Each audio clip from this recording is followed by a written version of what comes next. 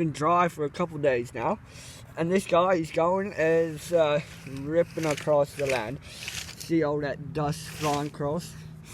Yeah, well, I suck at videoing. Okay, this guy, he's on his way to Oklahoma, and right now he's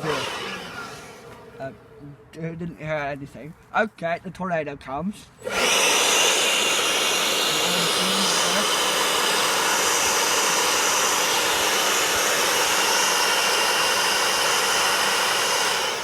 Alright, he survived the EF1 tornado. Okay, so now he hears there's a bigger one coming. Okay, he opens this little thingy.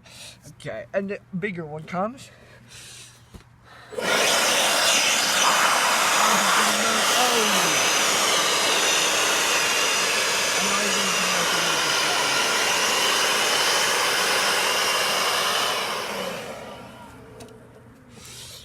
Oh, there's his truck.